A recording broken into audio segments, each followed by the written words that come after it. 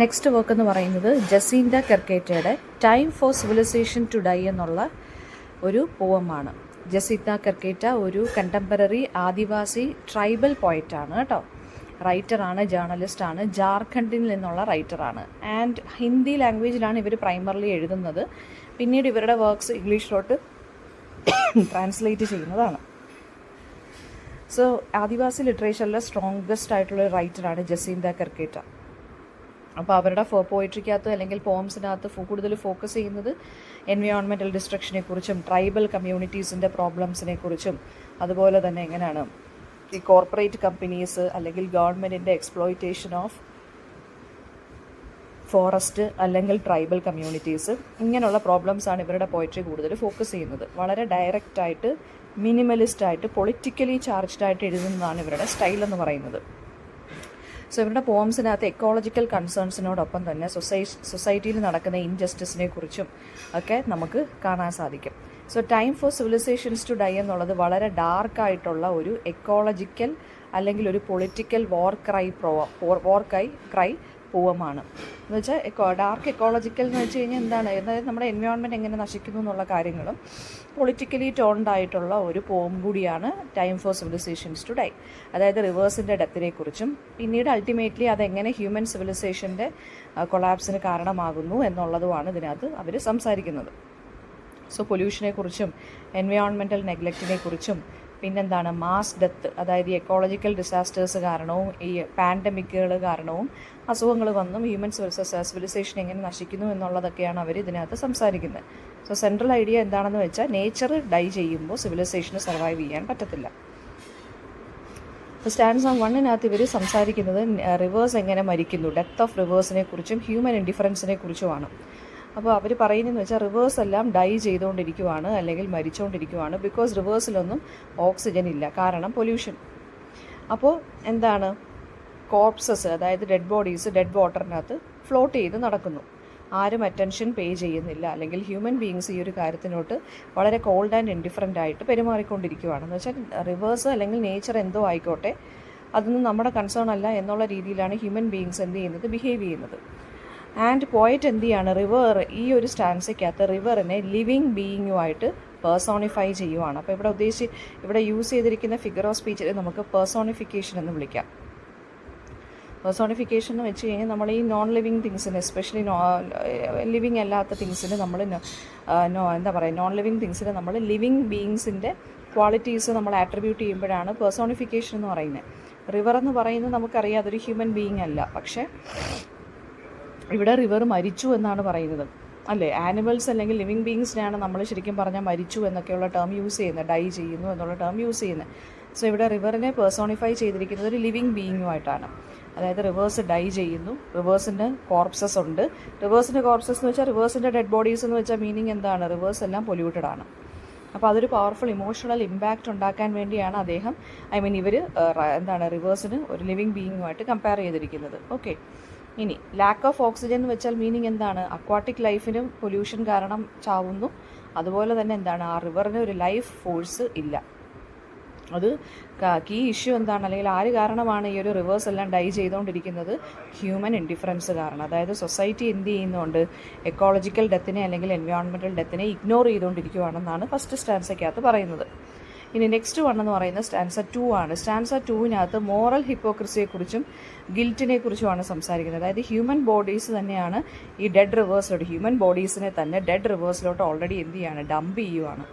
അപ്പോൾ ആളുകൾ വിചാരിക്കുന്നത് എന്താണ്, നമ്മൾ ഈ വെള്ളത്തിലോട്ടൊക്കെ ഡെഡ് ബോഡീസ് ഇടുമ്പോൾ അവരുടെ സോളിനെ ക്ലെൻസ് ചെയ്യുന്നു എന്നാണ്. പക്ഷേ ഈ ഡെഡ് ബോഡീസ് ഒന്നും അഴുകാതെ എന്താണ്, അത് ഫ്ലോട്ട് ചെയ്തുകൊണ്ടേ ഇരിക്കുവാണ്. സോ എല്ലാം ഇങ്ങനെ ഫ്ലോട്ട് ചെയ്ത് ഓൾറെഡി ഡെഡായ റിവേഴ്സിൻ്റെ പുറത്ത് ഡെഡ് ബോഡീസ് ഇങ്ങനെ ഫ്ലോട്ട് ചെയ്ത് നടക്കുന്നു. അപ്പോൾ ഇത് കുറച്ച് സിംബോളിക്കലാണ്. അതായത് റിവേഴ്സ് ട്രഡീഷണലി സിംബലൈസ് ചെയ്യുന്ന എന്തിനാണ്, ക്ലാരിറ്റി അല്ലെങ്കിൽ പ്യൂരിറ്റി അല്ലെങ്കിൽ ക്ലെൻസിങ്ങിനെയാണ് റിവേഴ്സ് സിംബലൈസ് ചെയ്യുന്നത്. പക്ഷേ ഇവിടെ റിവേഴ്സ് സിംബലൈസ് ചെയ്യുന്നത് ഡെഡായി റിവേഴ്സ്, പൊല്യൂട്ടഡ് ആയി റിവേഴ്സ്, പ്യൂരിഫിക്കേഷന് ഇൻകേപ്പബിൾ ആണ് റിവേഴ്സ് എന്നാണ് പറയുന്നത്. സോ ഇവിടെ റിവേഴ്സിൽ നമ്മൾ ഡെഡ് ബോഡീസ് ഡംപ് ചെയ്യുകയാണെന്ന് വെച്ച് കഴിഞ്ഞാൽ മീനിങ് എന്താണ്, നമ്മുടെ സിൻസ് അല്ലെങ്കിൽ പാപങ്ങൾ വാഷ് ചെയ്യാൻ വേണ്ടിയാണ് നമ്മൾ റിവേഴ്സിൽ കൊണ്ടിടുന്നത്. പക്ഷേ ഓൾറെഡി റിവേഴ്സ് എല്ലാം ഡെഡാണ്. അപ്പോൾ അത് ആരുടെ ഹിപ്പോക്രസിയാണ് കാണിക്കുന്നത്? നമ്മുടെ ഹ്യൂമൻ ബീങ്സിൻ്റെ ഹിപ്പോക്രസി. നമ്മൾ തന്നെ റിവേഴ്സിനെ നശിപ്പിച്ചിട്ട് നമ്മുടെ തന്നെ ഡെഡ് ബോഡീസ് നമ്മൾ പാപം ചെയ്തത് ക്ലെൻസ് ആവാൻ വേണ്ടി അവിടെ തന്നെ വീണ്ടും കൊണ്ടുപോയി ഡംപ് ചെയ്യുന്നു. ഓക്കെ, അപ്പോൾ ഈ ഫ്ലോട്ടിംഗ് ബോഡീസ് എന്തിനെയാണ് സിംബലൈസ് ചെയ്യുന്നത്? നമ്മുടെ കുറ്റബോധത്തിനെ അല്ലെങ്കിൽ ഗിൽറ്റിനെ അല്ലെങ്കിൽ ആ ഒരു നെഗ്ലക്റ്റിനെയാണ് കമ്പയർ ചെയ്യുന്നത്. ഓക്കെ, അതെന്ന് വെച്ചാൽ ക്രൈംസ് നമുക്ക് ഫ്ലോട്ട് ചെയ്തുകൊണ്ടിരിക്കുക എന്ന് വെച്ചാൽ മീനിങ് എന്താണ്? ഡെഡ് ബോഡീസ് എല്ലാം ഇപ്പോഴും ഫ്ലോട്ട് ചെയ്തുകൊണ്ടിരിക്കുകയാണ്, ഓൾറെഡി ഡെഡ് റിവേഴ്സൽ എന്ന് വെച്ച് കഴിഞ്ഞാൽ നമ്മുടെ ആ ഒരു, അതായത് ക്രൈംസ്, ഹ്യൂമൻ ബീങ്സ് കമ്മിറ്റ് ചെയ്യുന്ന ക്രൈംസിനെ നമുക്ക് ഹൈഡ് ചെയ്യാൻ പറ്റുന്നില്ല. നേച്ചർ ഒരിക്കലും ഹൈഡ് ചെയ്യത്തില്ല. സ്റ്റാൻസ 3-ക്കകത്ത് ഫ്യൂച്ചർ വിഷനെ കുറിച്ചാണ് പറയുന്നത്. അതായത് സിവിലൈസേഷൻ്റെ ഡെത്തിനെ കുറിച്ച് അവരങ്ങ് പ്രെഡിക്റ്റ് ചെയ്യുവാണ്. അതായത് റിവേഴ്സ് എല്ലാം കംപ്ലീറ്റ് ആയിട്ട് മരിക്കും, സിവിലൈസേഷൻസും അപ്പോൾ മരിക്കും, ഇനി സ്കെൽട്ടൻസ് മാത്രമേ റിമൈൻ ചെയ്യത്തുള്ളൂ എന്നാണ് സ്റ്റാൻസ 3-ക്കകത്ത് അവർ പറയുന്നത്. അതായത് ഒരു ബ്ലീക്കായിട്ടുള്ള അല്ലെങ്കിൽ വളരെ ഡാർക്കായിട്ടുള്ളൊരു ഫ്യൂച്ചറിനെ കുറിച്ചാണ് അവർ പ്രെഡിക്റ്റ് ചെയ്യുന്നത്. അപ്പോൾ പിന്നെ സിവിലൈസേഷൻ്റെ സ്കെൽട്ടൻസ് മാത്രമേ ഫ്ലോട്ട് ചെയ്യത്തുള്ളൂ റിവേഴ്സിൽ നിന്നാണ് വളരെ പവർഫുൾ ആയിട്ടുള്ള രീതിയിലാണ് അവർ പറയുന്നത്. അതായത് സിവിലൈസേഷൻസ് എല്ലാം റിമെയിൻസ് ആയിട്ട് മാറും, ഹ്യൂമാനിറ്റിയും എന്തായിട്ട് മാറും? ലൈഫ്ലെസ് ആയിട്ട് മാറും. പിന്നെ ആദ്യം റിവേഴ്സ് പോകുന്നു, പിന്നെ ഹ്യൂമൻ ബോഡീസ്, അവസാനം സിവിലൈസേഷൻസും എന്ത് ചെയ്യും? ഫ്ലോട്ട് ചെയ്യും അല്ലെങ്കിൽ സ്കെൽട്ടൻ്റെ പോലെ ആകുമെന്നാണ് പറയുന്നത്. അതായത് ഡീകേ കണ്ടിന്യൂ ചെയ്തുകൊണ്ടിരിക്കും. സ്റ്റാൻസ 4-നകത്ത് ഫൈനൽ വാർണിംഗ് ആണ് അവർ കൊടുക്കുന്നത്. അതായത് rivers know civilizations are not far behind. അതായത് റിവേഴ്സിന് അറിയാം അവരെപ്പം മരിക്കും എന്നുള്ളത്. സിവിലൈസേഷനും ഇതേ ഫേറ്റ് തന്നെയായിരിക്കും. അത് ആർക്കറിയാം? നേച്ചറിന് അല്ലെങ്കിൽ റിവേഴ്സിന് അറിയാം എന്നാണ് ആര് പറയുന്നത്? റൈറ്റർ പറയുന്നത്. അത് പോം എൻഡ് ചെയ്യുന്നത് ഒരു ഡിവാസ്റ്റേറ്റിംഗ് സ്റ്റേറ്റ്മെൻറ്റിലൂടെയാണ്. അതായത് റിവേഴ്സിനെ അറിയാം എന്ന് പറയുമ്പോൾ എന്താണ്? റിവേഴ്സ് ആർ അവെയർ എന്ന് വെച്ചാൽ വീണ്ടും പേഴ്സോണിഫിക്കേഷൻ അവിടെ യൂസ് ചെയ്യുന്നത്. പക്ഷേ ഹ്യൂമൻസിന് ഇതുവരെ ആ ഒരു ബോധം വന്നിട്ടില്ല. അപ്പം എന്താ ഇവിടെ പറയുന്നത്? നേച്ചറാണ് ഹ്യൂമൻ ബീങ്സിനെക്കാട്ടിലും വൈസർ എന്നാണ് പറയുന്നത്. അപ്പോൾ വളരെ കാമായിട്ടും ഇന്നവിറ്റബിളായിട്ടും വാർണിംഗ് ആയിട്ടും പോലും പറഞ്ഞു പോയേക്കുവാണ്. ഒരു ഡ്രമാറ്റിക് എൻഡിങ് ആണ് കൊടുത്തിരിക്കുന്നത്. അതായത് ട്രൂത്ത് നമുക്കൊരിക്കലും അവോയ്ഡ് ചെയ്യാൻ പറ്റില്ല. അപ്പോൾ ഇതിനകത്ത് തീംസ് ആയിട്ട് വരുന്നത് എൻവയോൺമെൻറ്റൽ ഡിസ്ട്രക്ഷൻ അല്ലേ, പൊല്യൂഷനാണ് ഡെത്ത് ഓഫ് റിവേഴ്സിന് കാരണമാവുന്നത്. പിന്നെ ഡെത്ത് ആൻഡ് ഡീക്കേ, റിവേഴ്സും ബോഡീസും സിവിലൈസേഷൻസും എല്ലാം എന്തിനെയാണ് കാണിക്കുന്നത്? ആ ഒരു സൈക്കിൾ ഓഫ് ഡിസ്ട്രക്ഷനെയാണ് കാണിക്കുന്നത്. ആര് കാരണമുണ്ടായ ഡിസ്ട്രക്ഷൻ? ഹ്യൂമൻ ബീങ്സ് കാരണമുണ്ടായ ഡിസ്ട്രക്ഷൻ. സൊസൈറ്റി എന്ത് ചെയ്യുകയാണ്? ഈ ഒരു എക്കോളജിക്കൽ ക്രൈസിസിനെ അവോയ്ഡ് ചെയ്യുകയാണ് അല്ലെങ്കിൽ ഇഗ്നോർ ചെയ്യുകയാണ്. സോ ആ ഒരു ഗിൽറ്റും ഉണ്ട്, പക്ഷേ ആ ഗിൽറ്റ് ആരും മനസ്സിലാക്കുന്നതും ഇല്ല. പിന്നെ ഹ്യൂമൻ ബീങ്സിന് സർവൈവൽ ഡിപ്പെൻഡ് ചെയ്യുന്ന എന്തിനെയാണ്? നേച്ചറിനെയാണ്. സോ റിവേഴ്സ് മരിക്കുമ്പോൾ അല്ലെങ്കിൽ നേച്ചർ മരിക്കുമ്പോൾ സിവിലൈസേഷനും കൊളാപ്സ് ആവും. പിന്നെ ഇൻഡസ്ട്രിയലൈസേഷനും അർബനൈസേഷൻ്റെയും പേരിൽ അല്ലെങ്കിൽ ഡെവലപ്മെൻറ്റിൻ്റെ പേരിലാണ് എക്കോസിസ്റ്റത്തിനെ ഹ്യൂമൻ ബീങ്സ് ഡിസ്ട്രോയ് ചെയ്യുന്നത്. സോ പ്രോഗ്രസിൻ്റെ പേരിൽ അവിടെ എന്തോ നടക്കുന്നത്? നേച്ചറിൻ്റെ സെൽഫ് ഡിസ്ട്രക്ഷൻ.